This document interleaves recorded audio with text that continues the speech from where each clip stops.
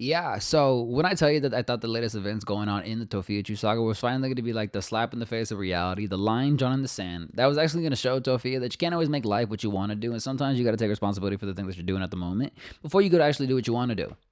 Yeah, I couldn't be more wrong if I actually tried. And I hope your parents have to make GoFundMe saying, help us raise money to bury our loved one, because we can't afford it. Okay? What's up, everybody? And today we're going to be talking about the latest events going on in the Tophiachu saga after the traumatic events that we discussed about in the last video. And if you actually wanted to learn more in depth about everything that was going on in that moment, I really encourage you to go see it, because I went a little in depth, and I'm not really trying to skip or pause or cut anything that she says, because I want to give you guys the full experience and everything that she's saying through and through. Now, before we actually get into the latest things that Tophia was talking about, I got a comment from Destiny's Pookie. Love the name, by the way. On my last video talking about what is going on with Donald Sr. Last I heard about him, he was arrested for breaking and entering on the same night of Junior's death. Now, I don't actually know factual where Donald Sr. is at the moment, but when I was actually looking up more information about him, trying to find particular where he is, I found some pretty interesting stuff. Now, when I actually literally just typed his name in Google search, a couple things came up. First thing was Metropolitan Detention Center, going all the way back to October 7, 2003. Now, there's actually nothing particular about this. A lot of people knew that Donald Jr. or Donald Sr. was actually arrested a couple of times, but when I was actually looking at his charges, I was fucking surprised that this dude is out in general. Aggravated assault with a deadly weapon, prevented detention, attempt to commit with the felony, or aggravated assault with a deadly weapon, criminal trespass, armed robbery, criminal trespass, aggravated assault, resisting, evading, obstruction. Like, okay, I didn't actually know this guy was that dangerous, and maybe, you never know, maybe the cops are fudging more charges on at the same time, but knowing Donald, us knowing a little bit particular about his background. What? Are you not my friend? Get that shit out of here right the fuck now, son of God. Yeah, I wouldn't get it past them to do a lot of these things, but if you actually look, there was no bail. Like, he got out released on his own recognizance. You know what that means? That means he signed a paper and they sent him on his merry way. So when you're actually looking at the Metropolitan Database, it honestly gives you a lot of information, and in particular gives you the time and date of the arrest. What is that? November 7, 2023, November 7, November 13th, November 21. Now, I don't really know why this particular database doesn't really continue, but it goes all the way up to June 28, June 28, June 20, all the way to June 28th, 24. I don't really know why it doesn't continue, but if you do a little more research, you can actually find the next set of arrests on the same Metropolitan Database Center. It's just on a different record detail, but you can then see he got arrested. His charges were shoplifting, 250 or less, criminal trespass posted, disorderly conduct, disturbing the peace, and assault. Now, I really don't know where these technical arrests or these charges were actually doing, but I don't think the cops would just make up charges if he actually wasn't doing it. You can see where the final entry for this database is a case dismissed on, November 4th, 2024. So technically on this database, and I was trying to look up a little more information on other arrest records or anything that has a record of Donald, I couldn't find anything else. So according to the law, this was the last time he was ever tracked on November 4th, 2024, and the case was dismissed. Now, when it actually comes to this next set of information, I'm going to black bar out a little bit of information, because I know how the community is. I know how literally the community will track down all the Tophiachu family members wherever they are and harass the place that they're at just to make their lives harder. So I'm not going to be one contributing to that. But when I was actually doing a little more research on trying to find Donald Fitzgerald Seidel, I ended up finding current information that was confirmed literally April 4th, 2024. So it was 2 days ago. It says Donald Fitzgerald Seidel, age 60, that's the Gmail. And one of the things that actually made me go, oh man, this actually might be Donald Sr., was married to Marie B. Lucero. Now, I don't really know Tophiachu's mom's last name, but I know damn well that her first name is Marie. So once again, I don't really know if this is the same Donald Sr. Maybe it could be a different Donald Sr. married to a Marie. It really could. But when I was actually doing a little more research on trying to find something that could, I guess, prove or back this little current information up, I found another entry on another basically database research. Like you put data to research people into it, and it literally says, once again, Donald Seidel, age 60, born 1964, lives in Albuquerque. Did the other one say it lived in Albuquerque? Where? Yeah, like yeah, Albuquerque. I'm gonna blur that out. You're not gonna be able to see that. But then it gives. I'm also like I'm gonna blur all this out. But the way that I can see all this information just offhand, it's the same thing. The address for the one website is the same address for the other one. But it does this second database doesn't really give who that Donald is married to. So it gives a little bit less information, but comparing the addresses and the phone numbers and the day and the age, the day they were born, the age, the Donald Slidell, everything is very similar. So what basically I can come to a conclusion from these information is that he's probably at this current address that I'm not going to show you guys because I'm not going to be contributing to his harassment. And I don't really want to say that I found Donald, but going off of his custody list, he's not. It doesn't seem like he's getting held anymore because his most previous case on October 4th, 2024, was probably 3 months ago, was actually dismissed. Maybe he was held in custody because the comment that I actually got said that he was arrested on the night of Donald Jr.'s death, was maybe about a month ago. And a month ago was March. Maybe more than likely, he's probably getting held in some type of detention center that's not able to basically show the records at the moment. Maybe it's a different metropolitan, or maybe it's a whole different state in general. I can't really find information besides the metropolitan detention center records. And when I was doing a little more research on like people researching sites, I ended up getting the same address with the same name and the same age and the same birth year. So when I'm looking at all the information, there's either two options. Maybe he's either held in detention somewhere specific that the records are not being shown, or he's at this address, because two websites confirm the same address, the same name, same date, all the things. But once again, obviously you can search up this information yourself and you can find all the addresses and the phone numbers yourself if you actually really want to. But all I'm saying is, don't be that person to actually put out this information to show everybody, oh, hey, this is where he is. Like basically what I'm doing right now, I understand, but the last comment on my video really wanted to understand where he is, and I'm not doing it in bad faith. I'm trying to show, hey, you know, maybe he's doing a little better, but at the same time, it's kind of maybe a good thing that he probably understands or knows, because there's a big chance that he probably doesn't understand that his son actually passed away, sadly. Or at the same time, he's probably knows that his son has passed away, and he's probably not handling it in the best of way, because we all know how Donald Jr. is. He doesn't really act right when he's all hyped up on emotions, because I don't really know if he's medically sick. I don't really know how to say that, or mentally sick. He has mental disabilities, because a lot of people actually say that he has mental disabilities that he actually takes medicine for. But at the same time, it would kind of be a really bad thing if he didn't know that his son passed away. So, there you go. Bye, guys. Now, before we actually get into the latest post of Tophia that's showing everybody that she's not really handling the situation how she should, let's get a little recap of everything that's going on. This all started with a black SUV in the middle of a park, right? Yeah, Tessa, Trevor, police tell us the suspect ditched his SUV at Montgomery Park and then attempted to carjack a family in the church parking lot. From there, things turned extremely violent. Broken glass and tape was all that was left Tuesday morning after an attempted carjacking near Montgomery Park. A mother and her two adult children were in that car in the church parking lot across the street. Apparently someone approached them and maybe tried to carjack the car. One of the victims reported that the driver, who was her brother, was shot. The daughter is okay, but police say the suspect drove off with her brother dead in the car and mother injured with a gunshot wound. But he didn't get very far before crashing the stolen vehicle. They came shortly this way, probably less than a mile onto Montgomery. We're right near Georgia Street. At that point, the suspect was driving their car. He crashed out just a little further down here from me, crashed into a black Jeep. Both vehicles are on scene at that point. The driver of the black Jeep gets into it with the suspect. That individual noticed that there was someone in the driver's seat who was full of blood, and the female as well. That's when a security guard from the apartment across the street gets involved. Police say the guard and the suspect end up at the apartment complex and shots are fired. The suspect died on the way to the hospital.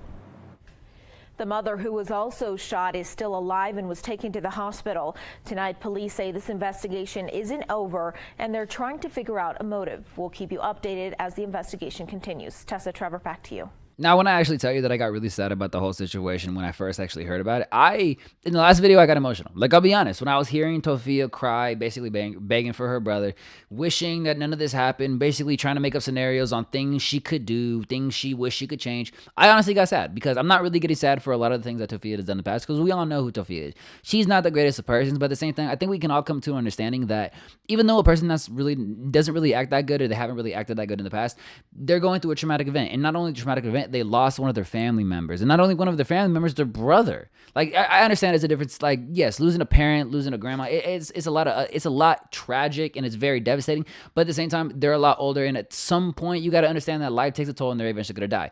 But when it comes to a sibling, when it comes to a brother, somebody you're supposed to grow up with, I think it hits a lot more harder because you understand that their life could have been so much more than what it was at the moment, and they had a lot more life to live. So I'm not saying it's this bigger difference when a parent dies or grandma dies versus a brother dies. I think there's a little more depth of understanding that it was a lot more life and a lot more potential that actually was lost. And at the same time, I think we all have an understanding that Donald Jr. I'm honestly gonna keep messing up calling him Brother Chu and Donald Jr.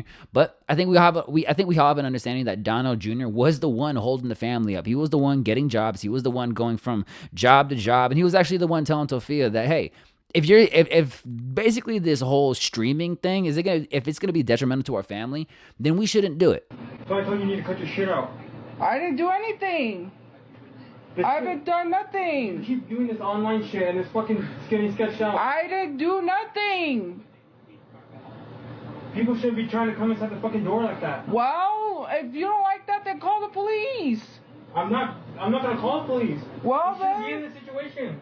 Okay, well, how are we gonna pay for a room we don't have? You pay for it then. Next time I'm not gonna be home and somebody's gonna fucking march right in. I didn't do anything. I'm not the one who's doing nothing. And they come from her live. They mention on hers. Well, I don't know. I didn't even do nothing. I just don't like bullshit. It's a bunch of bullshit. I have a right to go live.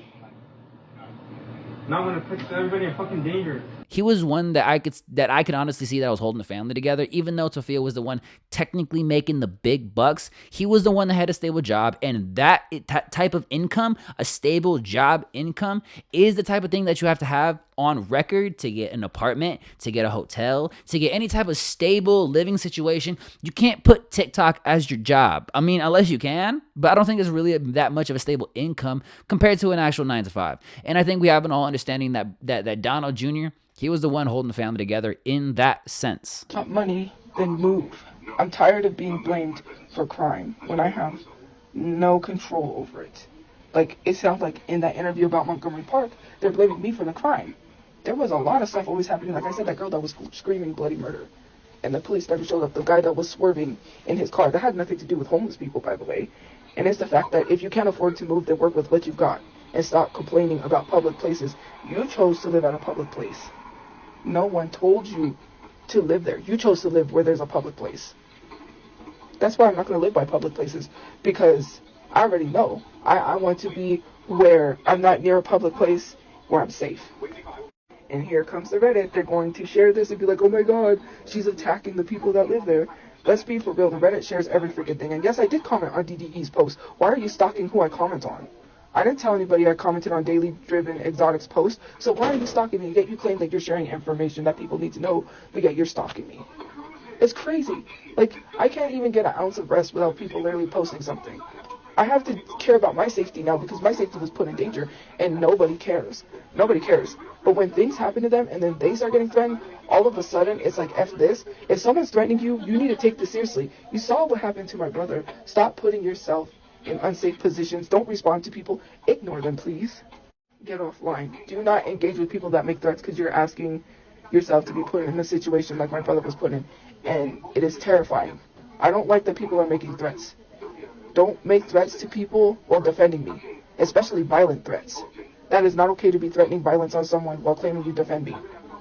Violence on violence is not going to solve anything. Why would you want someone to lose their son, their daughter, lose a mother, lose themselves over that? Like, why would you want to put someone else in danger? Why would you want to scare someone or terrify someone or terrorize someone? it sucks, and I'm sick and tired of it. Like, if you're defending me, don't do that to other people, please. I kind of have it because people say you have survivor's guilt. It's hard to process. And it hurts seeing on the internet people saying I'm to blame for being homeless. What does not being able to afford anything have to do with what happened to me? Like, because are you saying people have a right to steal something that is not theirs and unalive someone because they couldn't have it? That, to me, there's a lot of things unanswered. And I hope I get answers, because why would he just bam my brother like that? Like, just walk up and then, do that to him.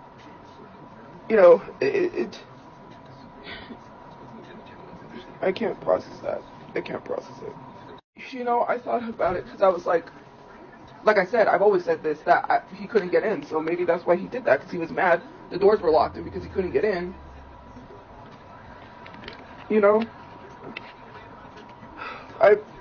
Sometimes I want to block that out because, I don't want to relive it. The first night, I felt like I was there. I'm getting some slight sleep. But I wake up, I'm still exhausted. I don't know how to process. I don't know how to make sense of it because there's still unanswers. There's still questions unanswered because, like I said, it's an active investigation. We haven't really heard much from the detective. This article comes out. Some of the information they're given is not correct information. Not only is it not correct information, but they left me out of the whole incident. Like, they literally only mentioned my brother and my mom. Like, if I didn't jump out of the car and call 911. And I'm not saying that I should get mentioned in an article, but when articles, especially, like, the Albuquerque Journal, I've always thought of it as, like, something where people write, they get information, and they fact-check that, right? Shouldn't you fact-check this stuff? To say my mom was shot in the neck when she wasn't is crazy. You got people out here believing my mom was shot in the neck. You gave the name of a guy, right? We don't even know if that guy was the guy.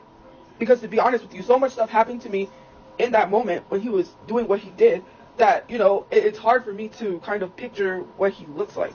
Kind of put a face to him. Because it happened so fast to me. In a matter of seconds, because I looked over, my brother looked asleep. I didn't have a reaction. But then my mom alerted me, and like I said, that's when I realized something was not right. In a matter of seconds, he was trying to get on one side, he smashed my window on the other side, tried to rip my mom out, and took the car. In that moment, it felt like it was like minutes, it was seconds. And because everything was going on, I didn't really look at him because I was so terrified. I kind of looked at him because I was kind of trying to, in case they asked me like, oh, what does he look like? But since everything happened, it kind of blocked his face from my memory. I could remember what he was wearing, what his facial expression was, because he did look kind of angry. He was angry the whole time he was doing this, and he didn't say anything at all. He was silent, but he was angry. And these newspaper articles or the news should really fact check their stuff before posting this.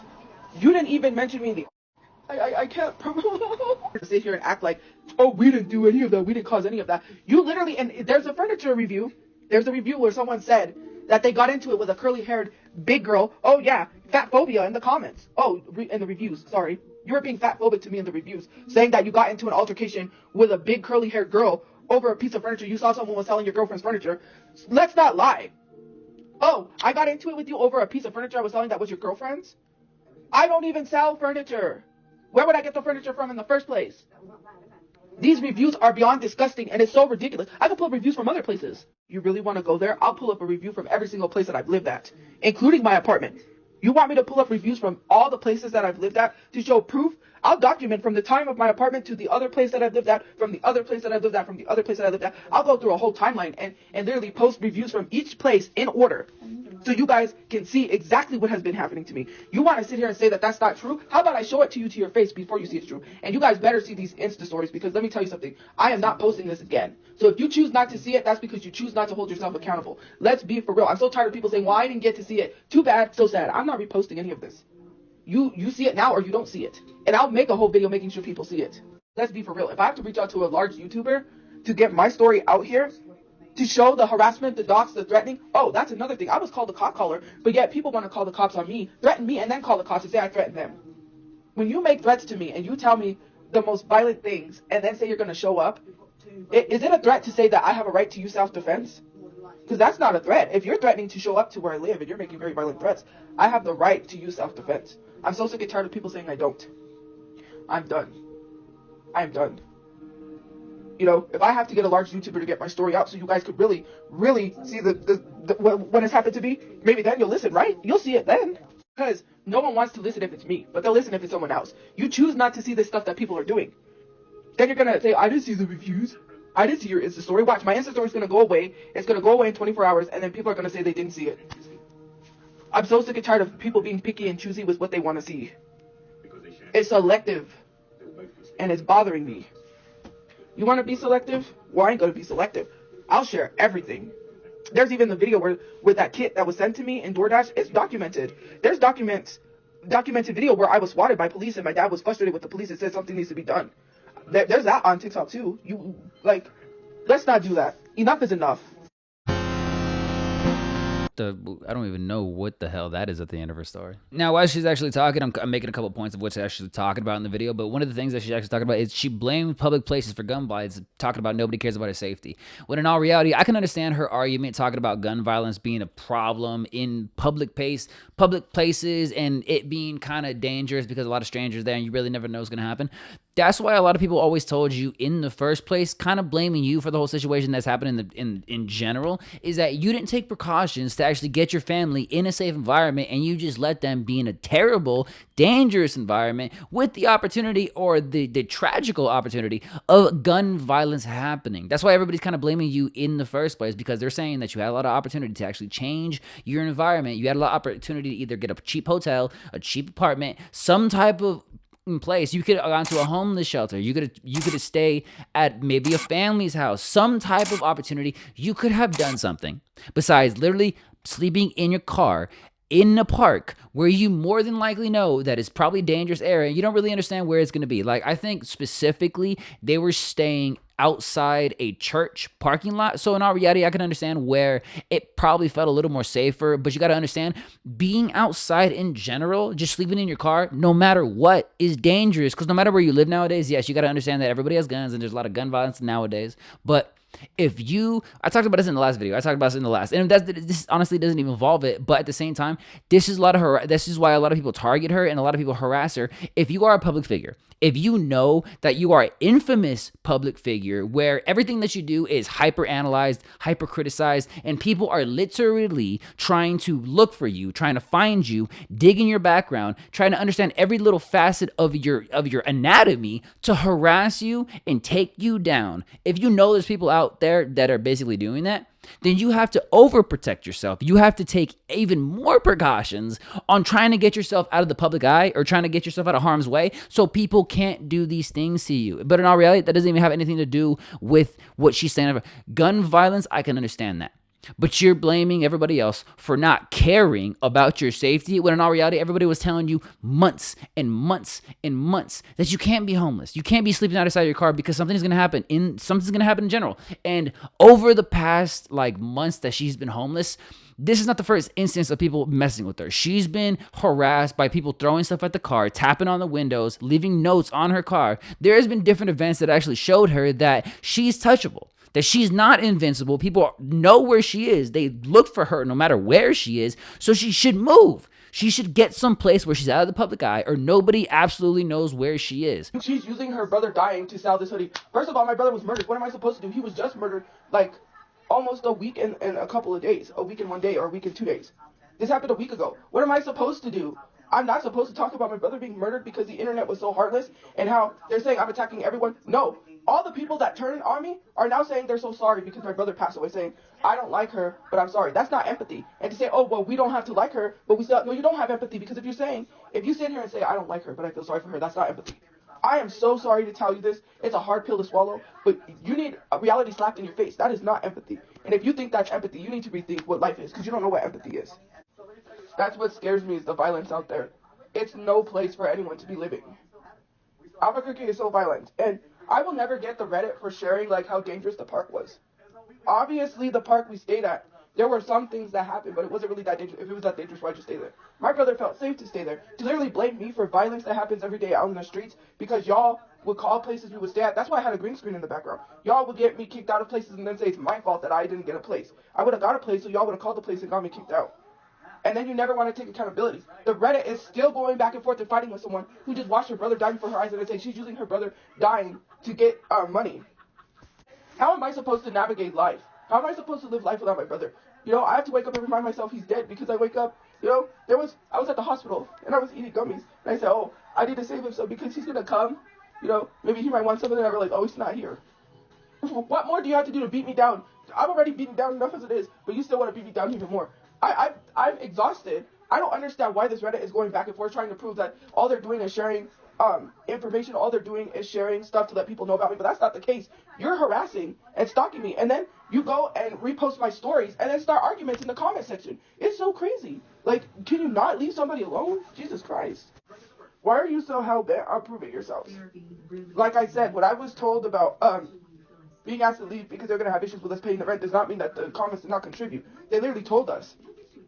They saw that I was asking people to help give us money, and they didn't like that because they watched my social media. They saw because people was leaving reviews, like I said.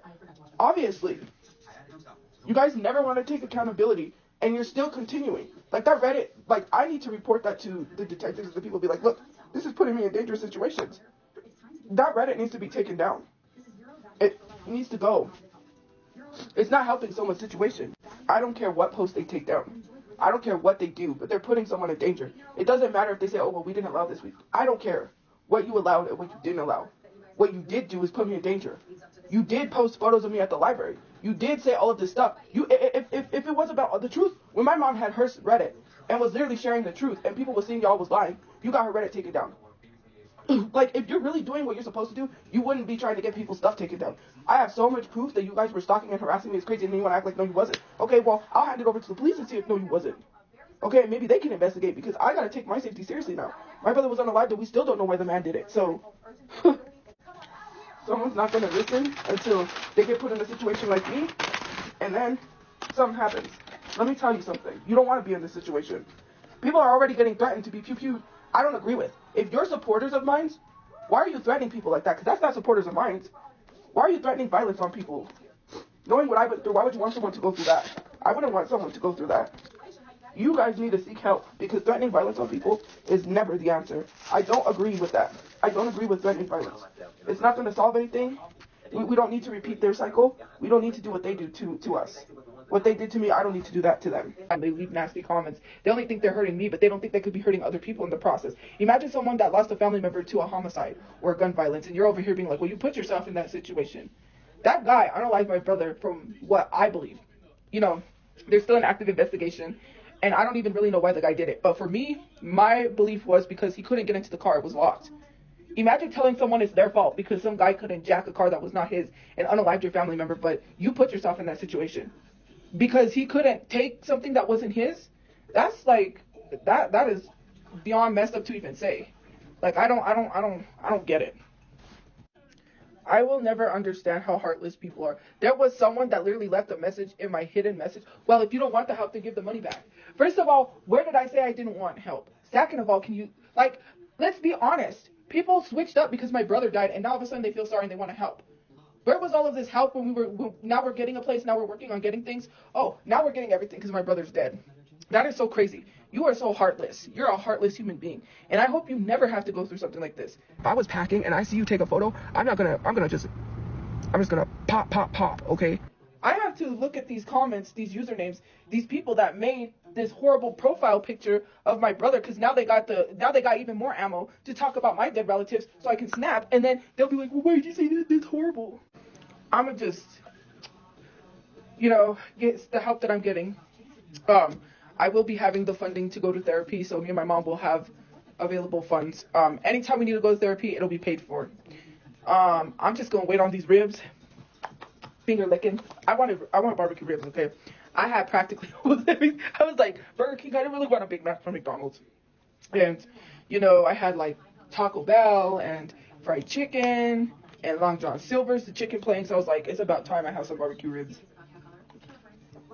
We gon' finger licking up this food. Finger licking good. Chomp on some ribs and relax. And trust me, they're gonna bring up my dead brother because they're gonna try to get me to crash out and snap. And then when I say something nasty to them, they're gonna be like, well, why did you say that to me? I'm so sick and tired of people saying that I talked about dead relatives. This is karma. Did they talk about my dead sister and my dead grandmothers first? They always start with me, but yet you guys never want to hold yourselves accountable. It's pushing me, Sometimes I gotta find a better way to respond, because the way I want to respond, you ain't gonna like it. I've already responded to someone in a not so nice way. They should have never said my brother deserved to die. They should have never said that. Never. Some of you guys need to get your favorite meal and just relax. Like, the amount of people that are still hateful towards me.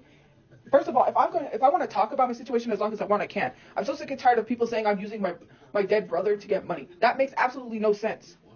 I haven't went online when it happened right away and immediately asked for money until, Aunt Karen reached out and said, hey, do you want me to have people help you with the cash apps? I was like, sure, and then when my brother's friends had GoFundMes, I was like, here's the GoFundMe. Here's the things that my brother are doing if anyone wants to support that, to help support me in my situation. I don't know how heartless people could be. It's crazy. Because there is some cases where people have severe PTSD, and there are some cases where people don't have severe PTSD, and it's minor. Like in my case, the first night, I felt like I was there, and it was so scary. I've been able to sleep really good. I haven't had that as severe. I know my mom has probably the worst because she was pew-pewed. So for her, I can see where the PTSD is severe for her. But again, it's going to take time because we have to get into a safe space. We're going to be getting all the resources available to us. We can go to therapy. I'm going to go get checkups at the doctor and get diagnosed. But right now, I do have some PTSD. For people to say I don't is crazy. Because let's talk about it. You're not a mental health professional to be sitting here telling someone they don't have PTSD. You literally say, well, you need to get diagnosed. Things don't happen fast and things don't happen right away. I am so sick and tired of people sitting here saying, I saw a comment where someone diagnosed me and told me I don't have PTSD and I need to stop saying I do. First of all, medical people, the people that evaluate you, even the victim's response, the detectives, all of these people told me, especially at the hospital, UNM hospital where my mom's staying, that we're going to have the PTSD from the accident. You don't have to be diagnosed for PTSD until it's time. Mind you, it's going to take time for me to get diagnosed. And for me, hopefully, it seems like the PTSD is not as severe as some PTSDs are. If your thought process is to tell someone who went through a traumatic situation, whose mental is messed up, because my mental is messed up from this, I watched my brother die before my eyes, that I should get up and get a job, and tell me that I don't have PTSD because they told me that I have PTSD from what happened, and that they advised me, which it's taking time because we have to get into a safe space. I have to take care of my mom while she's in the hospital until she gets discharged and we go to a safer space, that eventually I will get my appointment set up so I can get the necessary help needed to be evaluated and basically get a diagnosis of all what I have, which includes getting the diagnosis of the PTSD, which I still may have and my mom may have. PTSD sometimes isn't as severe. It won't be as severe. Okay, so we're in between conversations. I really was going to stop it and talk, but I just wanted to show you guys the literal post she made today. You see how she's talking about PTSD and she has severe PTSD? Let me show you her post that she made today on her story.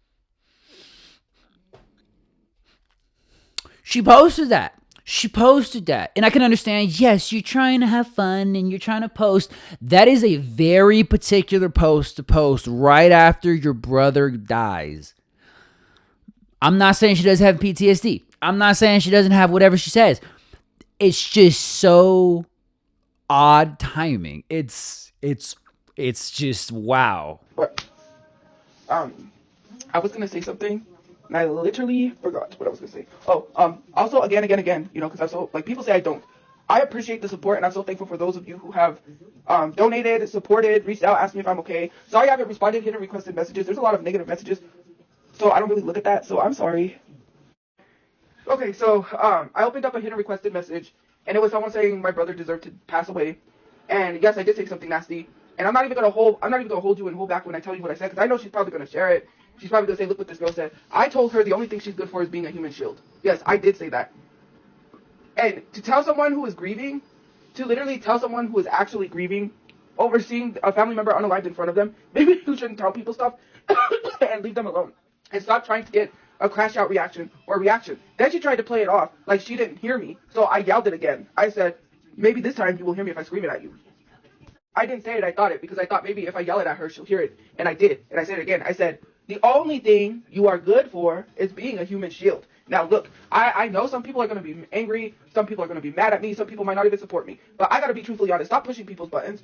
You have not been in a traumatic situation so bad that you had to see a family member unalive before your eyes. And to tell somebody that their brother deserves to pass away, I'm not going to tell people how to respond. I'm trying to find a better way to respond, but you deserved it. You should have left me alone. This is why I don't look at my hidden requested messages, guys. I'm sorry, but some people I just delete them, and sometimes I can't really hold back. I hate it. Let's be for real. I'm going to beat you to the punch. I'm going to beat you to it. If you think making someone crash out and then posting and saying, look at what she said to me, you got another thing coming. That's old. That's tale as old as time, right? Why do you do what people did years ago to make someone crash out and say something to make them flip? You got any new material? Because I will come forward and say, yeah, I said that. I'll be truthfully honest. I don't got to hide it. Don't tell people their brother deserved to die when you didn't sit there and watch your brother with a missing eye. He was pew-pewed in the head. And you tell me that? Oh, yeah, you better have thick skin. Stick a Band-Aid over that wound. You'll be okay. Like, I will hit you where it hurts. I will be so ruthless. I would advise you to just not say anything at all to me from here on out. Thank you. And from here on out, I mean until I go to therapy. Because once therapy me hits, yeah, I probably might not be able to flip out. I probably still might. I can't help it. I can't hold myself back. That was like the person that made a profile picture with a hole. You know what type of hole? A pew-pew hole in my brother's forehead. And literally said that my brother's burning in hell and that they have a living brother. I almost snapped to literally tell them, oh, you have a living brother? Well, maybe your brother wants to walk in front of a pew-pew because he doesn't want to be around you. I was so close to saying some horrible stuff that I was like, no, I get it that people say you shouldn't stoop to people's level, but leave me alone. I want people to hurt like I hurt sometimes. I'm sorry. I get it now, and I get why some people want people to hurt the way they've hurt, because when you say something to me like that, because now they're going to use my dead brother, okay? And let's be honest, even if your family's not dead, you better not ever say anything about my dead brother, because I won't be able to hold back if I haven't had therapy yet. But because, I'm pretty sure my therapist could advise me not to respond that way. You can't stop me. I'm so sick and tired of being police and being told how I should respond to people that are nasty. It freaking sucks. But at the same time, you shouldn't say those things. You should leave people alone. Maybe they won't snap at you. I'm so sick and tired of people talking about my dead relatives and then when I talk about theirs, it's a problem. No, get back here. Oh, we're being rude? My turn. Exactly like that. And this is the last thing I'm going to say. It's just like so crazy because I'll even block comments and it'll say I block too much comments. I don't understand.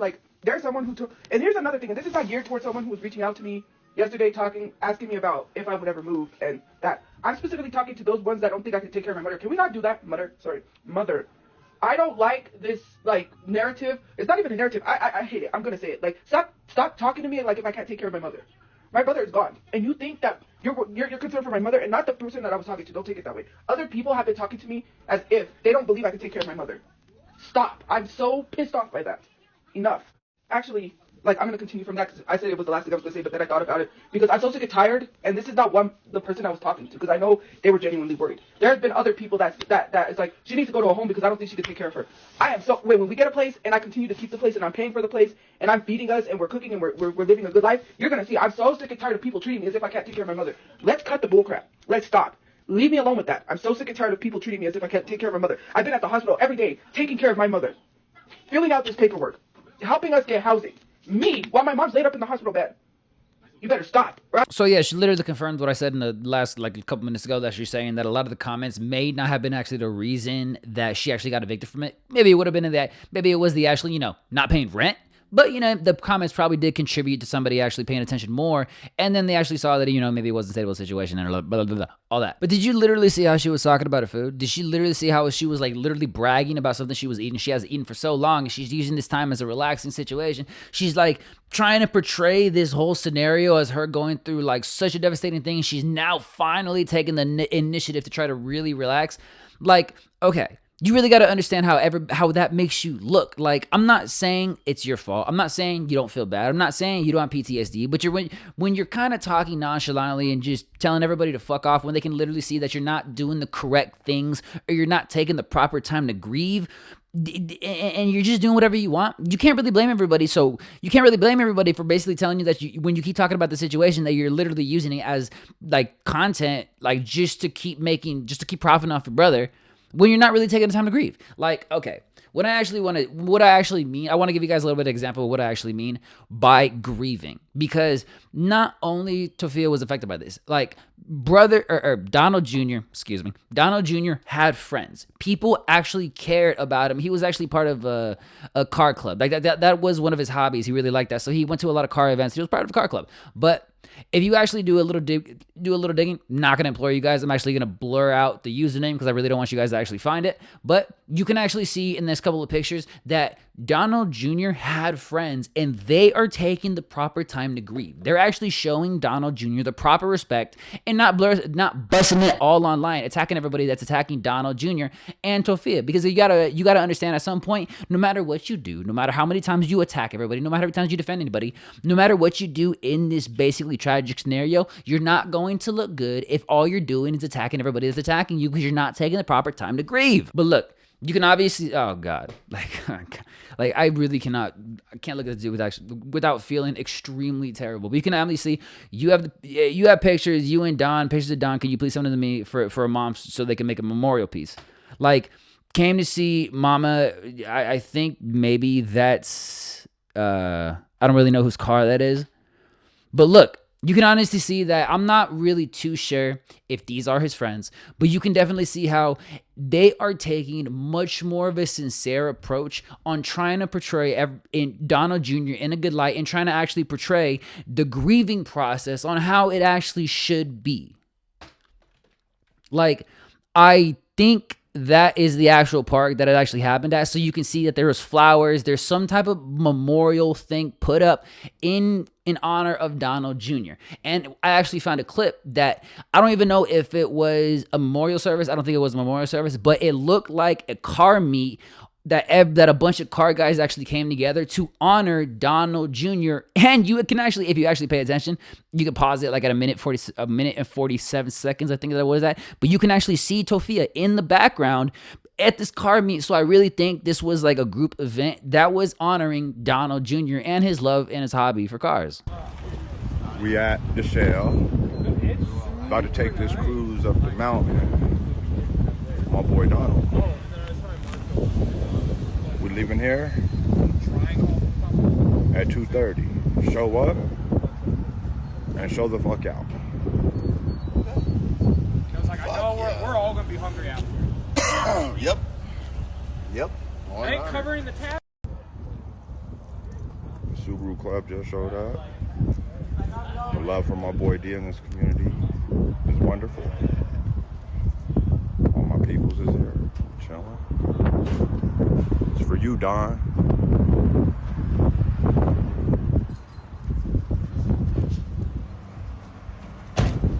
You were loved in the community, brother. For sure.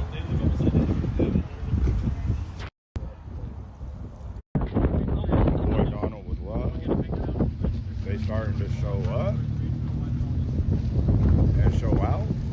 We just packed up in this building. You were loved, dog. Check this shit out. Day 2, man. We still at it, brother. This is what you want, dog. Look at this. And this is just a meeting spot. We got to cruise up to the crest, brother. Look at this, D.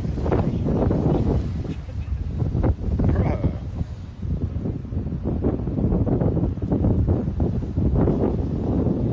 Look, I can bet all the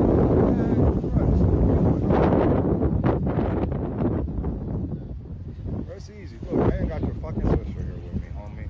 God. Baby girl came wherever at. Y'all stay blessed, man. Hug and kiss them. You never know when they're gonna be gone. Hey, little bruh. Look at this line. And it's any and everybody. We all about to take a trip to the top, brother.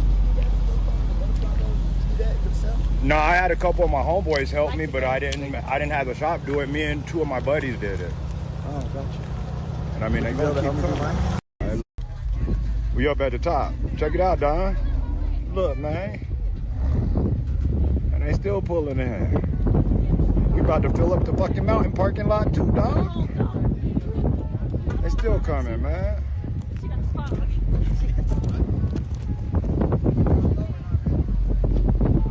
Look at that.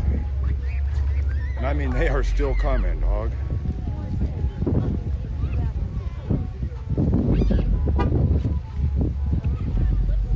I told myself I wasn't getting emotional. I really told myself I wasn't gonna get emotional. But god damn it, you just gotta understand. Like, he didn't deserve that. Like, I'm not trying to get emotional. I fucking told myself I was gonna do it. But you gotta understand, he didn't deserve that. No matter how much of a bad person everybody thinks he was. And yes, I understand there was a lot of allegations online that actually it made him look like a bad person. But in all reality, there are people out there that will literally do anything to make anybody look bad, especially the Tophiachu family. They'll do anything to get out. They'll go out of the way to actually make him look bad. So I'm not saying he didn't do what he did. I'm not saying he wasn't accused of what he's accused of, but he didn't deserve that. He didn't deserve to die. I don't think anybody deserves to die. I don't think, unless you're proven super fucking terrible person, I don't think you deserve to die. And God, just showing out, seeing how everybody actually showed up and seeing how everybody actually showed respects to him. Cause yeah, a lot of people didn't have to show up, and a lot of people it could be there just for the lulls of it, and just to get a little bit of camera action with Tophia. Yes, we understand that a lot of people would just do that type of thing, but for me, it actually shows that a little people actually cared. That a lot of people understood that, they're a super unfortunate family that won't make their situation any better, but one person out of the family was doing it. One person out of the family was trying. And it just sucks that even though that is gone, I go on the subreddit, I go on the Tophiachu subreddit, and it's disgusting. It's so disgusting because everybody just focuses on the negativity. And I understand there was a lot of negative. I understand there was a lot of accusations, but he's gone. He's gone. So lay the fuck off already.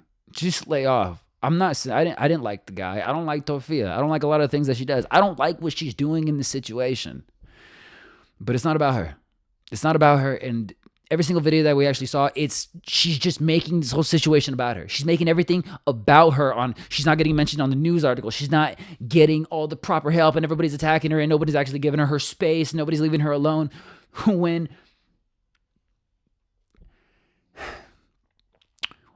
she's not setting the right the right precedent for everybody to actually acknowledge and understand that this was a bad thing, because the way she's portraying herself, the way she's portraying everything, getting food to relax, buying brand new shoes, you haven't seen that yet, but the way she's talking, attacking everybody back, it's making it seem that she doesn't care, about the actual situation.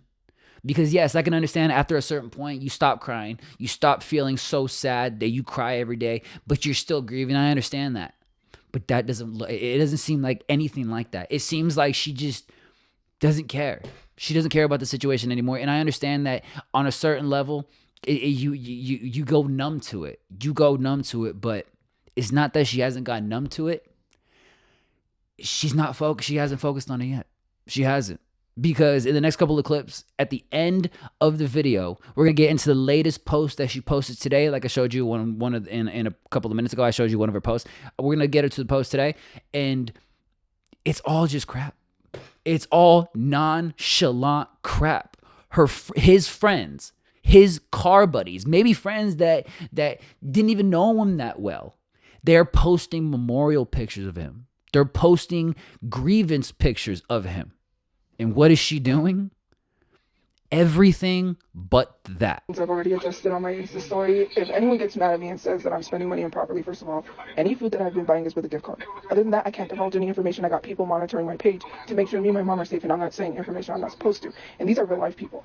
I have to start thinking about mine and my mom's safety until we're in a safe place and continue to keep our safety. So any information, including donation money, I cannot be explaining to anyone exactly.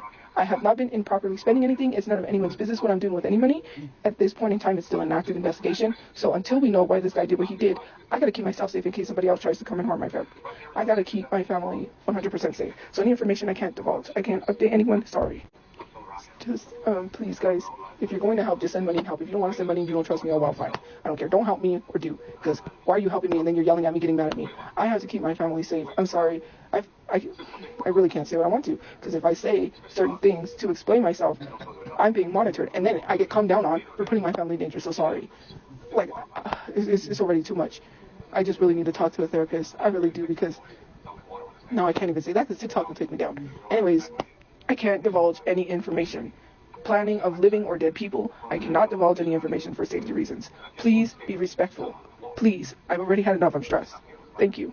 You don't need to be rude or nasty to me because of stupid live streams that people are holding where they're saying, well, she's spending her money. I'm so sick and tired of people pocket watching me, considering the fact that I don't have to explain how or what I spend my money on, considering the fact that right now it is more important to get into a safe place and get this investigation over with so I know exactly what happened, so I can take the precautionary steps to make sure that from here on out, me and my mom are safe. You can get mad at me all you want. You can say I don't no longer support you. Good. I'll just block you and move on with my life. I cannot be sitting here divulging any information, considering the fact we could still, might as well be still put in danger even though we're kept safe. I have to be very careful with the information that I share with anyone on social media. Have some respect. Please, if you were in this situation, you will totally understand what I'm talking about. So I want to explain myself because people are having a hard time understanding. Someone got blocked because they left a comment saying I'm spending money on unnecessary stuff. So when you go to Costco, do you pay for food samples? No, you don't, because it's free. So what happened was I lost my hoodie at the laundromat after we did laundry. I didn't realize that we got to a car meet that I was looking for my hoodie, and I said, I can't find my hoodie. Where is it? It was gone.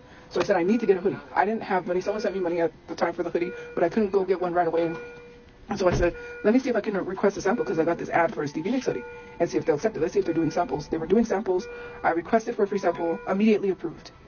Now my hoodie's sitting at the post office because that's not a priority and I can't pick it up. So that's where that video came in. I requested a free sample for a hoodie. I don't know why people are pocket watching. That's not a priority, but you still have to make a video or you'll catch a violation, considering the fact that I do want to reach out to more TikTok shops to get more free samples. But as of right now, I just had to make that video because I reached out to the company. They hadn't reached out to me yet, and obviously I'm going to catch a violation. So I posted the video. They reached out to me with their condolences, which was really nice. And I really hope that you guys buy it. The link is not there. I was going to post a picture with the link, but right now that's not a priority. When I can, I will. Hopefully I can go pick up the hoodie soon at the post office, but mind you, that is far from being a priority because I have way more serious priorities and issues I need to address before I address a free sample hoodie. Okay, common sense. I suggest, instead of pocket watching people, here's what you do. You go to the TikTok shop. You see that it says request a free sample. Request a free sample and see if they'll give you one. Because I think I enjoy getting free samples rather than paying for stuff. If I got a free hoodie, I was so excited when they accepted because I didn't think they would accept. Sometimes I request free samples and they say no. I requested free samples on wigs. I requested free samples on a lot of things that have been denied. So this one was no different because I thought, oh, they're not going to accept me. They did. I was freaking ecstatic. So I'm like, I'm getting this free hoodie. I got this free hoodie. You don't know how exciting it is to receive a free item and not have to pay for it. And especially promoting it if it's a good item.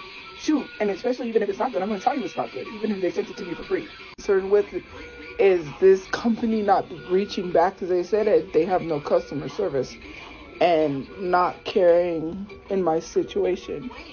I was so thankful for them to be like, we send our condolences, we're so sorry. Because usually companies only care about their views and making money. That's how it is on social media, sadly. We're seeing it with the, what is it that, it's the baby company. Our mother, she was an influencer who lost her baby.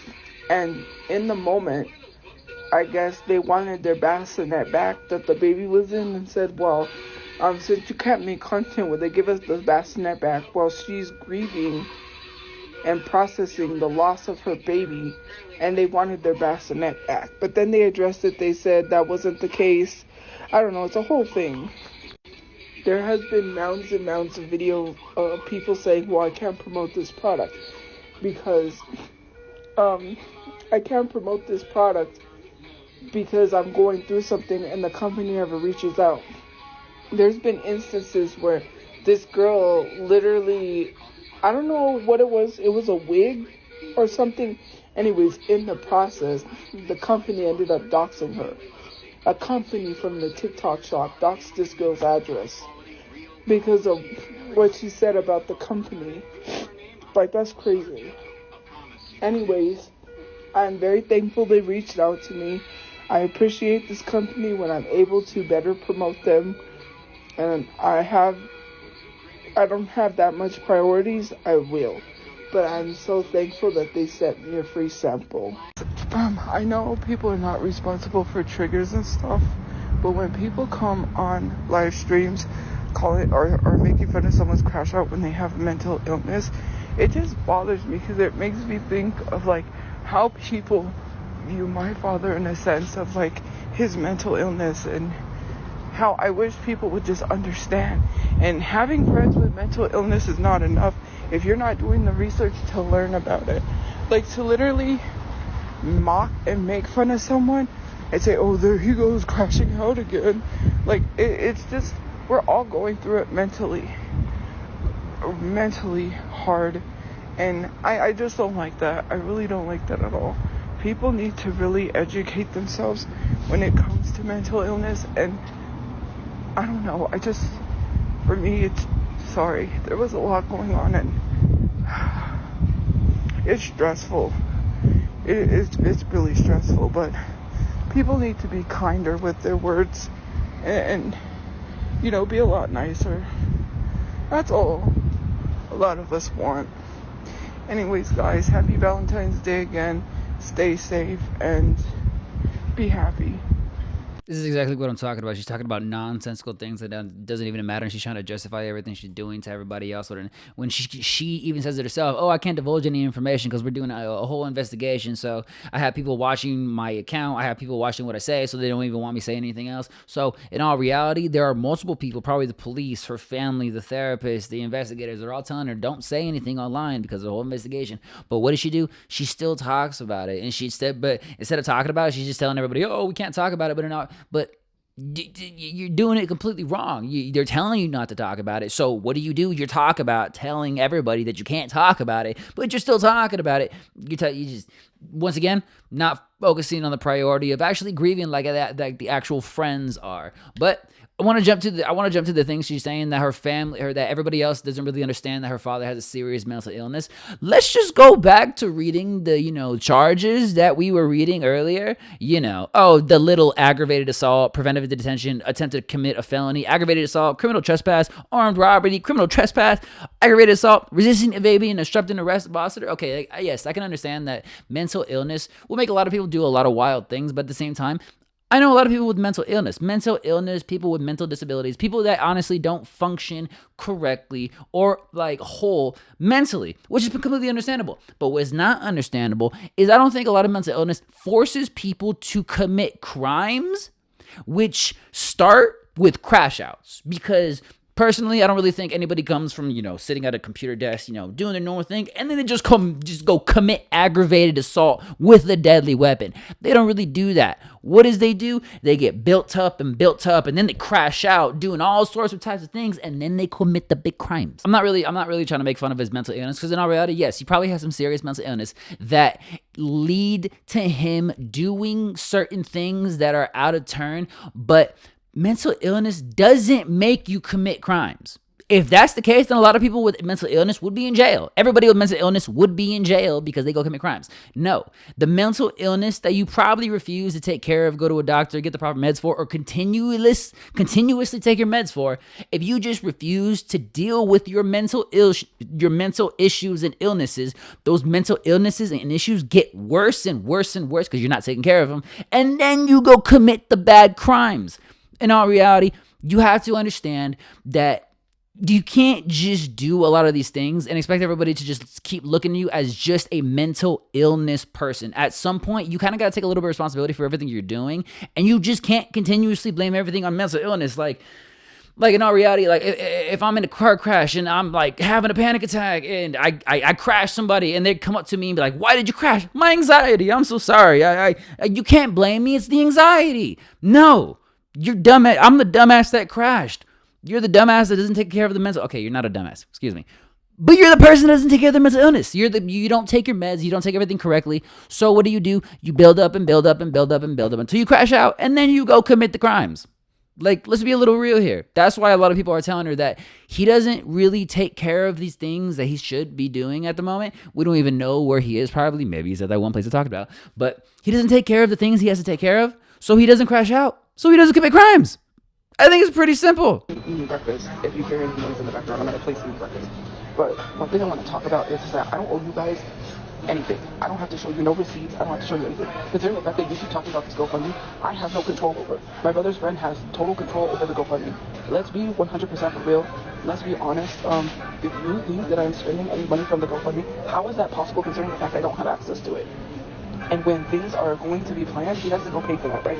I'm so sick and tired of people encouraging other people to take their money when the whole amount is still sitting there. You guys are so mad at the fact that I got that large of amount and that much of help that you want to be hateful human beings. I could never understand someone being a hateful and effort because I got money. I mean, by all means, do what you gotta do, but my brother won't get married then. I mean, I'm so sick and tired of people saying, well, we need to know if you plan his funeral. I don't need to tell you when I plan his funeral, or if I do. Trolls don't need to know none of that, because you're trying to figure out so you can go cause problems. we're not allowing any trolls to show up anywhere. I am so sick and tired of people just literally being like, well, she's thanking him, and she's good. Like, I didn't get a gift card the day that this happened to be able to eat because they were helping me. And mind you, the people that are investigating this whole incident literally is helping me. So if I set up my family like people so claim, then why are the same people that's doing the investigation helping me and my mom? Use your common sense. Oh, well, it's still an investigation, like, trying to insinuate, what is wrong with you?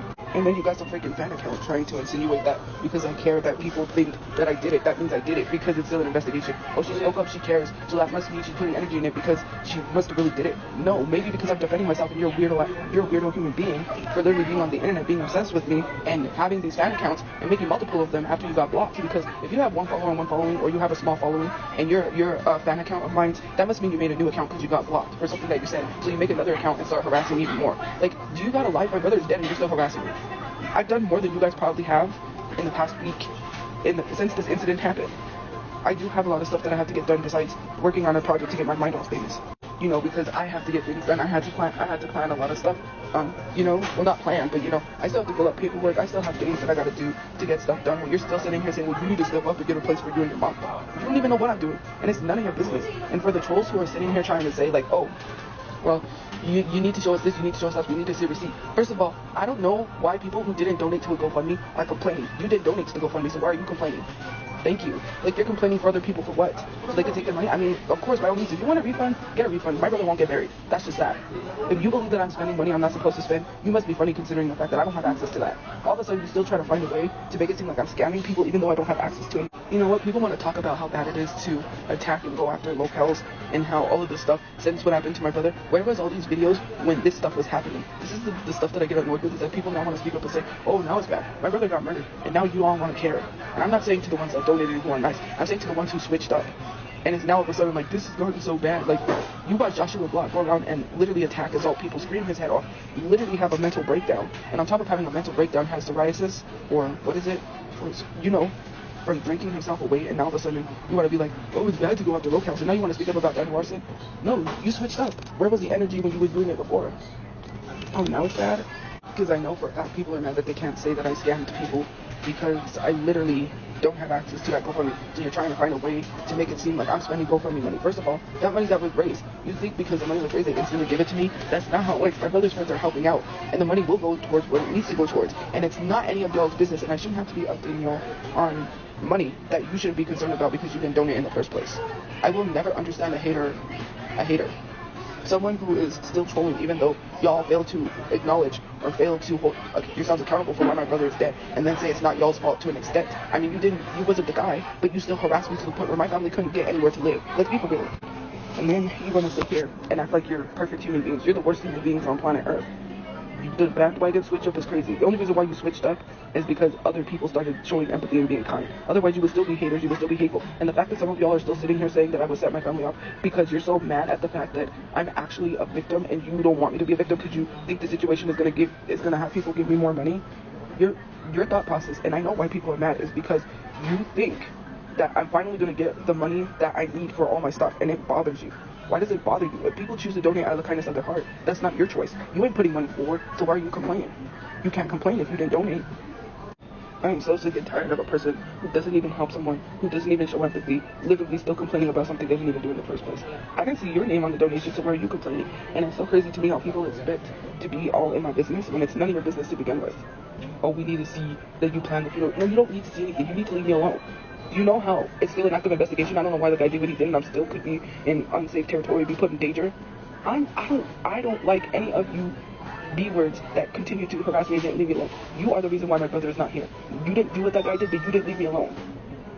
Oh, you should have just got a place. Why? So I could have got thrown out and been back on the streets? Is that your logic? Wow. Your priorities are all out of whack. If you think me not having a place, I made thousands of dollars in January. I could have easily went and rented on a lease to only end up turning around being thrown out. I cannot have evictions on my name, so I can have a place to live in the future. I'm not jeopardizing my name for nobody. And you have the nerve to sit on the internet saying, well, if you just had a place. We had a place. You harassed the place. I showed, that's not even, well, not thousands of reviews, but I showed lots of reviews at the old place that we were just kicked out of, that we were staying at last year, where people made false reviews to try to get us thrown out. And you're trying to sit here and act like you're not responsible in some sort of way. If someone would have saw me where I was living, they would have videoed it and showed everyone, and then we would have been asked to leave. Common sense. And let's be honest, someone who is literally homeless is not the reason why gun violence happens. Use your common sense. I'm so sick and tired of people being like, it's my fault, I didn't have a place, so that's why gun violence happened. No, it's because people made threats. People spoke that energy out there when they said they were going to rip me out of the car, when they said to shoot up my brother's car. Okay, so you spoke that into existence. I tell you, words have power, right? You were wishing for this to happen to me. And don't lie, a lot of you guys said on my mom's station had exactly what happened. If I was to hand that over to detectives, you would look suspicious, because exactly how you said it is exactly how it happened. You were wishing for this to happen to me. And now that it's happened, you're mad that you're saying it's my fault. You guys spoke this to existence, not me. What is this weird ASS advert that I just saw for KFC? And I just ate KFC the other day. Rosie O'Donnell posted this ad from KFC, and they literally put a person in a vat of grease, and they come out looking like chicken. Are you telling us that the chicken is made out of humans? I'm a gag, because who approved that ad? Who was like, yeah, we're going to show a bunch of people in the forest lifting this gigantic golden egg. That egg turns golden, and we're going to have one person carry another person into the fryer, like oil, into like a lake or a river of oil, and then they're going to come out looking like chicken. Are you telling us that KFC chicken is made out of humans? I'm a gag. I'm a gag. And also, when I had mentioned what people were saying, it was because the video Squid made. Squid, I have something to say to you. You will never be Jesse Ventura. Jesse the Body Ventura, okay? If you don't know who Jesse the Body Ventura was, he is literally a wrestler who turned a conspiracy theorist. If you didn't know, he had a show called Conspiracy Theories with Jesse Ventura. You will never be a conspiracy theorist that actually talks facts. You know, it could be easily said that you are using being a woman as an excuse for men not to be able to defend themselves when they attack you. But you've made several videos saying that you've been attacked by men before. I could easily say that that's your fault because you caused these men to do things. When you chucked a drink at that man's car, what did you think was going to happen? You know, your anger issues get the best of you, and then when these men defend themselves, you say, I'm a woman, and they're attacking a woman. You are not Jesse Ventura. You are not a conspiracy theorist. For you to say that you were going to stop making videos about me, and then you proceed to make a video saying that I set my family up, is so crazy. Let's really talk about this, because this is pissing me off. Okay? Because all y'all who are justifying her damaging someone's car and slamming a drink over it because they were in the crosswalk is crazy. There are people that pull way too far in the crosswalk. Sometimes, you know, they break. Like my brother has done it sometimes where, you know, he isn't really paying attention, but he acts like he'll back up. If he has room to like back up, he will back up so he's not in the crosswalk. But for you to literally think that people do things intentionally is crazy. You don't know what kind of day that guy was having, where his mind was when he was driving, and maybe he accidentally pulled in the crosswalk. And Squid's mindset is literally telling people that men don't have a right to defend themselves because she's a woman and that she's playing the woman card. Haven't you noticed that? And I'm not trying to say that you caused these men to attack you, but that's basically what you're implying, is that I'm a woman and I keep getting attacked by these men. You remember the story you told people when you made that video saying that this guy said something to you when you got off the bus, so you told him F you and he went to attack you? I don't know. If someone's talking to me like that, and if it seems like I feel threatened, of course I'm going to defend myself. But you, coming on the internet, are saying men don't have a right to defend themselves because you're a woman. Just like women have a right to defend themselves against men. We got to stop having this narrative that men don't have a right to do so. They can feel threatened by women too, let's be honest.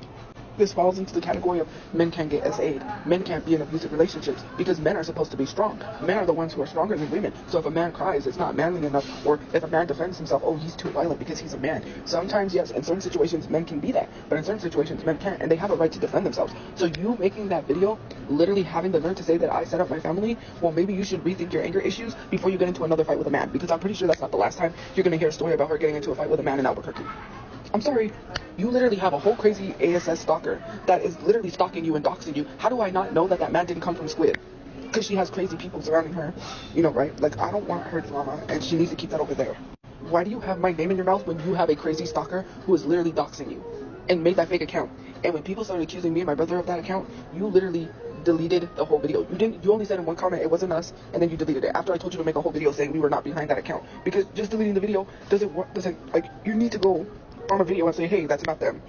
You knew, you wanted people to speculate it was us, and then you wanted to discredit it in one comment. Oh, wow. You just made one comment. But no, I believe you wanted people to believe it was us. You have someone who is crazy, doxing you, stalking you, after you in Albuquerque, and you know Albuquerque is a small place. So how do I not know that that guy didn't come from you? You're the one who put me in danger Like, leave my name out of it when you got a crazy stalker after you, okay? Thanks. Like, Squid has so much issues and is worried about me and conspiracy theories. Maybe you should worry about that eviction you have on your name. That's why you live with your cousin, because you can't afford to live anywhere else. Oh, no, it's not that you can't afford probably, but it's not because you can't afford, it's because you can't live anywhere else because you have an eviction on your name. Maybe instead of worrying about ex-tenants that you threw out of the place that you were working at, maybe you should worry about yourself, because you literally have an eviction on your name and you can't even pay your phone bill. You can barely pay your phone bill. That's why Squid lives with their cousin, because Squid has an eviction on their name. Let's talk about that, right? Squid has an eviction on their name. You know, I would be angry too if I couldn't get any place I wanted. If I couldn't rent anywhere. Unlike you, I could rent a luxury apartment if I wanted to, because I don't have an eviction on my name. Unlike you, I could rent any apartment, I could rent any house. I don't have an eviction on my name. Places have just asked me to leave. Mind you, there's no evictions on my name. I would be very angry too if my life was in the crapper. Imagine having someone stalking you, a crazy stalker.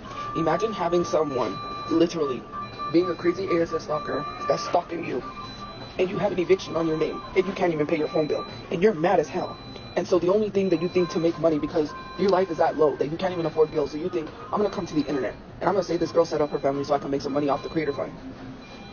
Well, I hope you make all the money that you get from that false narrative. I appreciate your guys' support so much. Thank you. Stay safe, and I will hopefully I say see you guys later. But you know, I'm not gonna be able to go live for a while. But yeah, stay safe, guys. Thank you, and for all your support. Bye, guys. I hope Squid gets her 15 seconds of fame. I really do. I hope so, because you just ruined yourself. Some people may agree with you, but a lot of people really didn't like that video. If I were you, I would take it down. I would take that whole video down. But clearly you're not. You made some money from it, so I'm glad I can help you pay your bills and make money. You know, I'm glad I can help you since you don't want to help yourself. So crazy. Anyways, you know, I got things I gotta do today, so I need to get up out of here. I need to finish my hash browns, my delicious hash browns, and get up out of here, okay? And you guys, please, stay safe and have a good day. Thank you to everyone. There she goes talking about her goddamn food again. Yeah, I can understand what she's talking about, Squid. If you don't really understand the whole situation that happened with Squid and why she is super resentful, I actually made a video about it. That's literally her going through the entire saga of her with Squid. But basically what happened was after they got kicked out of the apartment, they ended up staying at a long stay hotel.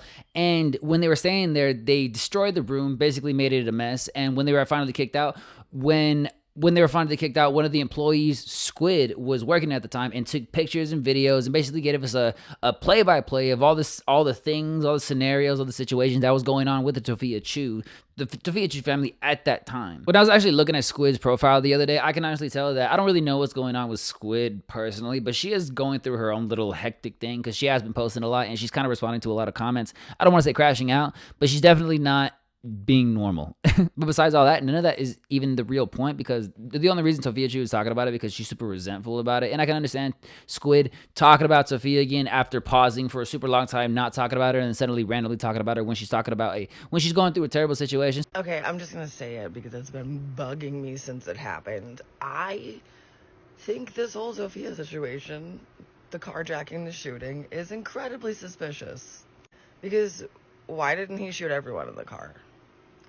Why did he shoot the driver first? Why did he try to pull Tophia out alive, uninjured, but he didn't try to pull out the driver? She woke up to a pop, and then she said that they were both already shot. I don't know what I'm saying. I don't know if she made it up. I don't know if she's in on it.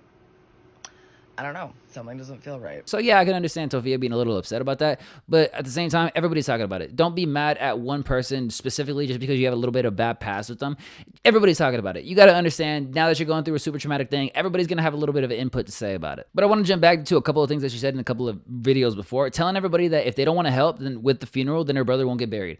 Like, that's the mentality that she has right now. She's basically telling everybody, if you guys don't want to donate, if you guys don't give me your money, then my brother just won't be buried. And it will be your guys' fault. That's her basically saying that it's our fault for her brother basically getting killed. And in all reality, I can understand what she's talking about, how the comments contributed to the homelessness, but the actual decision making was not the comments. The people that were renting out the apartment or the people that were renting out the hotel, they didn't go to you and kick you out because of these comments. They didn't kick you out because of everything that everybody was telling. Yes, it may got to a certain point where they really paid attention to what you were doing, but the initial thing that kicked you out of the apartment was non-payment of rent.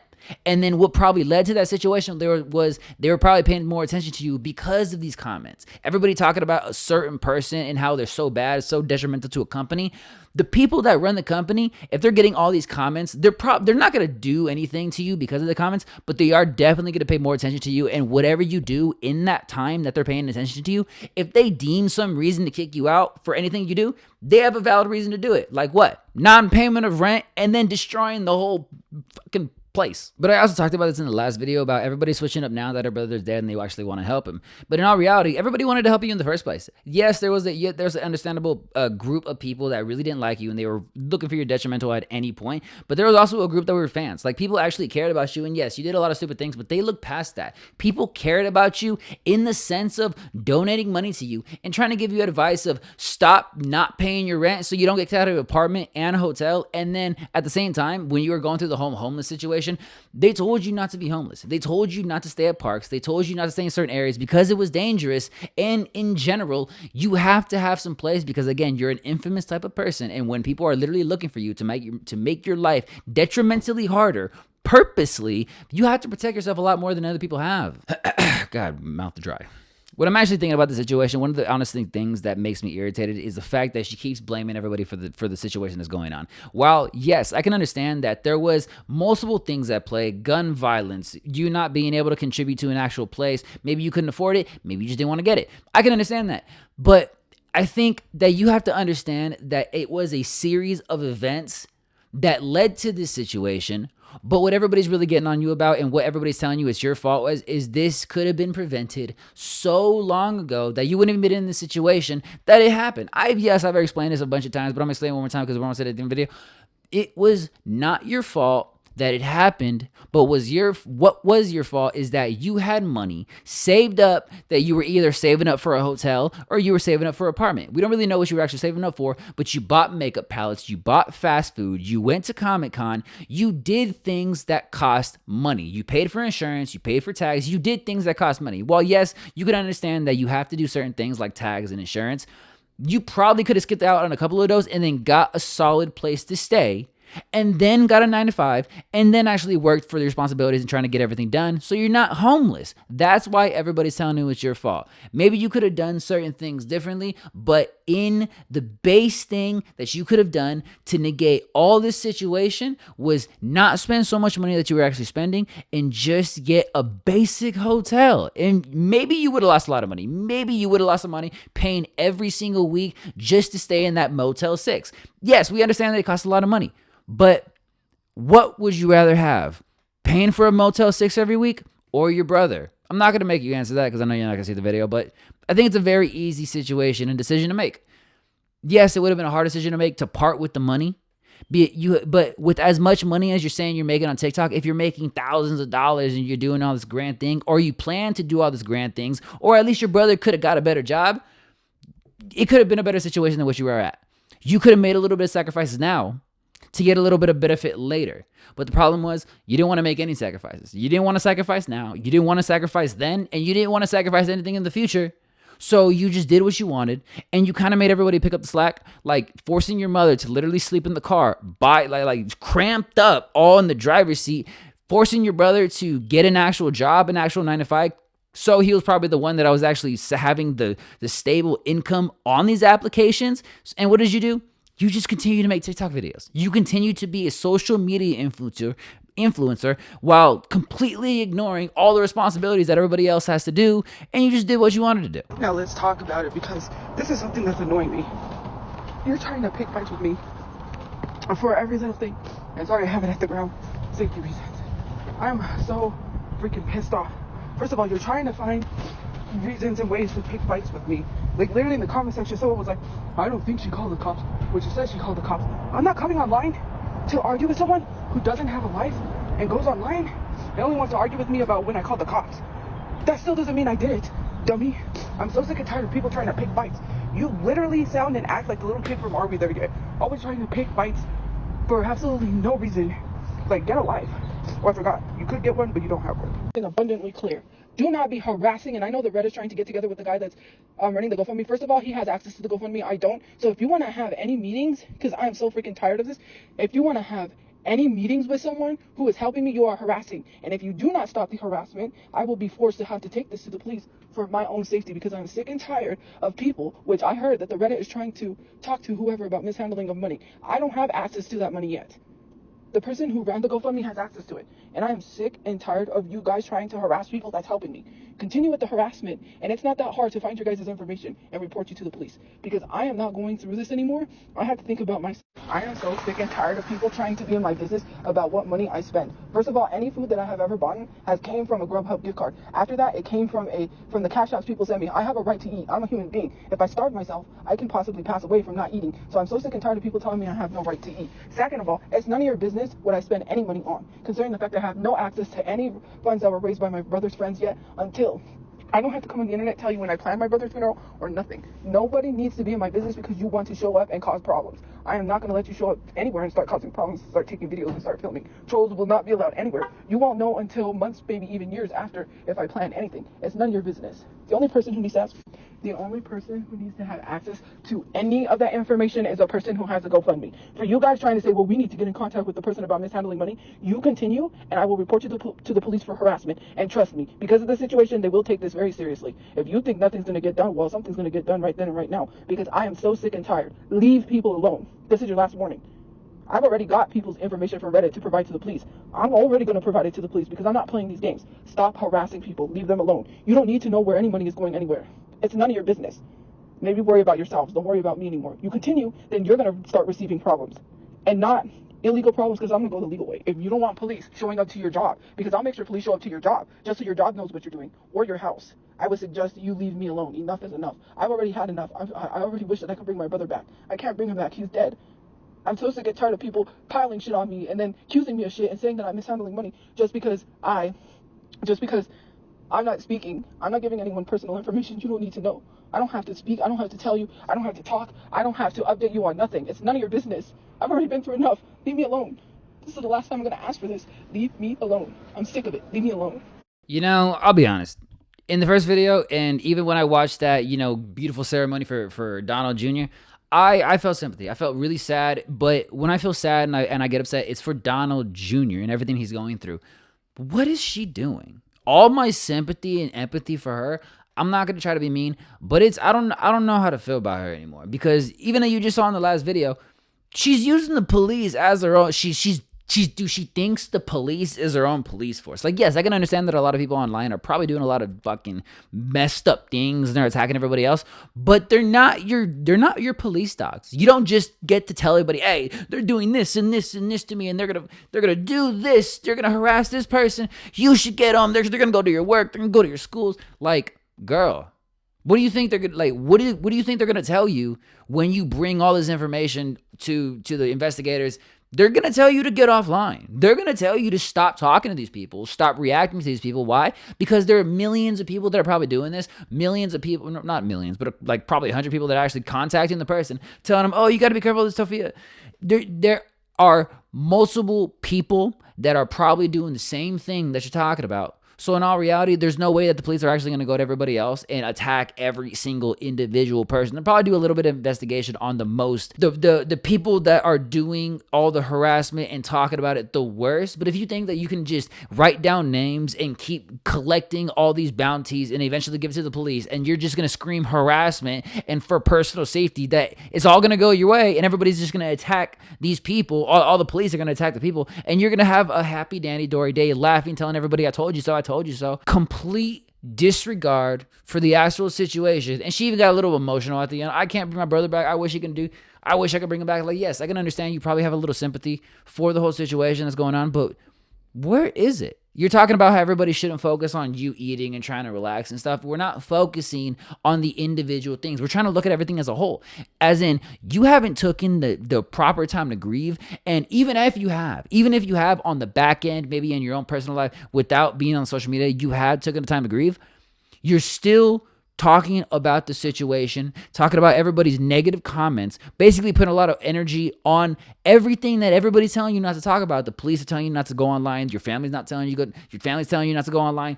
Donald's friends are probably telling you not to go online, to focus on all these things. And what do? You ignore everybody's warnings. You ignore everything everybody's saying, and you just do what you want to do, like getting fast food, a bunch of fast food to totally relax, buying brand new shoes to show off. I don't even know why you're walking in the video. Every else video is just black.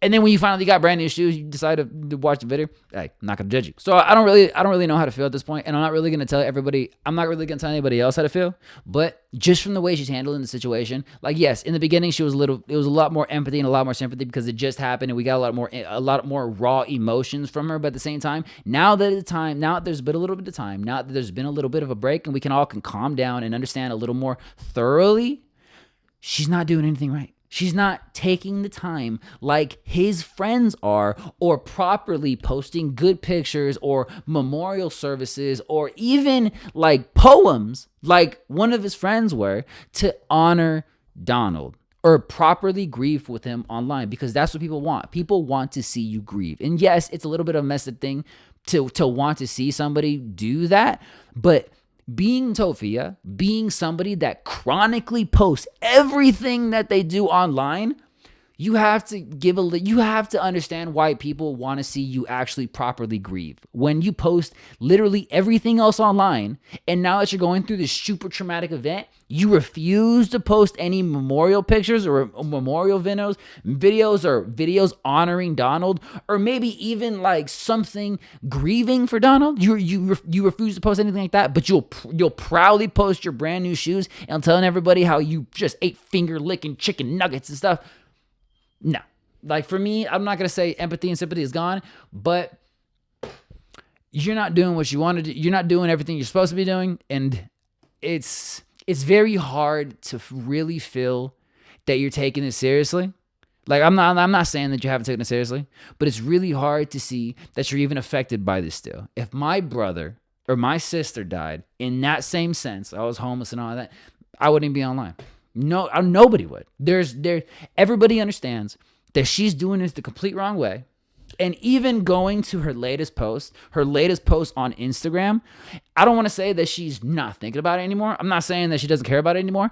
But when you're grieving, when you're supposed to be the one that actually feels the raw emotions for grieving, I don't think you would post these pictures. I'll be honest. Or the first one was Obama and him putting the medal around somebody. I don't even know who it is about. The second one was a record From Here to the Moon Back by Dolly Patron. Oh, yeah, Dolly Patron. And then a police attack on trans women. Please, everybody share this video. It happened on 2nd Austin. A world without trans people has never, like, missing Tony last minute. Like, yes, okay, I can understand. Maybe these are things she actually feels strongly about, so she wants to spread the word and message.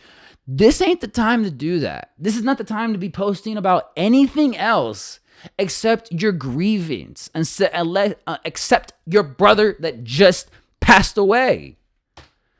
And then this. She has one post. It's always hard after service to process what happened and to make sense of all of it. My brother was loved. He had friends. Thank you for all for the support and positive messages. Some days are harder than most, but I'll take it one day at a time. So what does this mean? Did you have the memorial service for Donald? So what's all that? Where did all that GoFundMe money go? Because the videos that we just saw were literally a couple days ago. So unless she had the memorial service in between a couple of days and this post, then all that GoFundMe's money is sitting there. And that's why people want receipts. That's why people want to know what's happening with the GoFundMe money. And everybody's telling everybody, if the service already happened, then refund your money. But she even said in the video, if you guys are just going to refund your money or you're not going to help me pay for my brother's burial service, then he just won't be buried. Like, what? I was actually going through the Tophiachu Reddit, and I actually saw this the other day. Has Brother Chu been buried yet? And somebody said that it takes months to heal a GSW, especially one to the face. The time is also exasperated by the elderly age. There's no time to wait for her to heal. That's talking about the mother that got shot in the face and in the neck, or somewhere in the upper area. But they also say if you don't claim the body within 2 months, they're talking about Donald Jr., excuse me. If you don't claim the body within 2 months, the hospital will cremate him without notice, and there will be nothing Tophia or Maria can actually do about it. And then they said Tophia is intentionally letting time pass so she can get a free cremation while pocketing the $7,000 from the generous, naive people. Basically, she's an evil people. Okay, I'm not going to say that. But you can honestly see that if like the way that this situation is being handled and the way she's portraying herself in the GoFundMe, it's all over the place. It's confusing, and that's why people want receipts. She posted today that the funeral service was amazing and everything was great by literally saying it's always hard after a service. So unless she went to another service, that was her brother's funeral service. So if it already happened, did they use the GoFundMe money to pay for it? And if it's not, then are you waiting for a free cremation so you can pocket the $7,000 of the GoFundMe? Because she literally said, I will use any funds, all funds that I need to take care of my necessities and take care of my family. And she said, I don't have to provide receipts. I don't have to prove anything. I don't have to do anything, show you guys anything. And if you want to take your money out, then my brother won't be buried. Can you see the way she's handling the situation? Can you see the way that everybody thinks she's handling the situation? Can you see the way that everything is so confusing and twisted and tangled, and she's not making anything straight? She's not making anything see-through. She's not making anything clear. That's why everybody's upset. That's why everybody's saying it's your fault. That's why everybody's saying that even in the beginning, when you had things to take care of, you knew you had things to take care of, like keeping a roof over your head. Instead of doing that, instead of getting a proper job to do that, you continue to do whatever you want, your social media job, and this is where it ended you. Your brother couldn't sustain your whole family by himself, and I guarantee your mother didn't work. And TikTok was bringing enough money, but when it didn't bring enough money, you stopped paying rent at that apartment, then you stopped paying rent at a hotel because TikTok didn't pay you, and your brother couldn't keep up an entire household like that by himself. It ended up in this situation, and you probably could have negated it by getting a normal 9-to-5, and everything would have been different. That's why everybody's blaming you. That's why everybody's saying it's your fault. I don't know if I blame you all the way, but I can see where everybody's coming from. And then her next post was literally, if you remember the show, tell me, like, God, is that appropriate to post? Like, tell me in the comments. Is that appropriate to post right after your brother died? I don't think it is. I don't think it is. Sorry. I don't think it is. The next one. Oh, this was a video about someone getting pulled out of a police car. It's all on her Instagram if you want to go see it. And the last one was, I don't know who that is. So, sorry. But yeah. So you can finally understand that we are all the way caught up to the latest videos and the latest everything that's going on with the Tophiachu saga, family, anything. It's terrible. It's confusing. There's a tangle all over the place, and I can see why everybody's angry, and their anger is justified because she's blaming us. She's blaming the community for where she is right now. But everybody besides her can actually see the reason why she's in this place, in the situation that she is, and it's not because of us. Maybe a certain group of people had a big part to play in other people paying attention to her that put her in this place, but we were not the actual cause that caused it. And as long as she stays in this mentality, as long as she keeps thinking what she's thinking, she's never going to get better. She's just going to keep propelling everything that she's doing. She's never going to get an actual 9-to-5. She's never going to get a solid job that she properly can take care of her mother with. And she thinks that even though this super tragedy has happened right now she can take care of her family. Now she can finally do everything she couldn't do before. And no matter what anybody says, she's going to do it. Why didn't you do it before? Why didn't you do it before? Did your brother have to pass away for you to finally step up? Once again, I'm not dogging her. I'm not trying to make fun of her. But it's not our fault. Not saying it's your fault.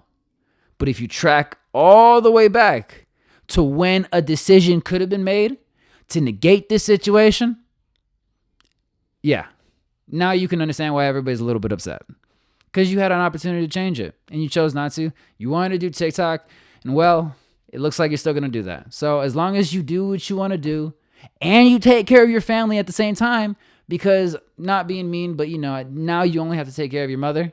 As long as you can do what you have to do, then nobody can tell you anything. But the problem is, before you couldn't do what you had to do, and that's why you're in this situation. I'm sorry. I'm sorry, Donald. I'm sorry, Tophia. Sorry, anybody, why this video is so damn long. But hey, I'm just showing you the facts. Before I go, please don't. If you actually go to the website where Donald's at, then don't harass him. Don't call the place. Don't do anything. I'm not sending you there, so don't come from me. But yeah, I just want everybody to know a little bit of information on what's everything going on. And for, what was your name?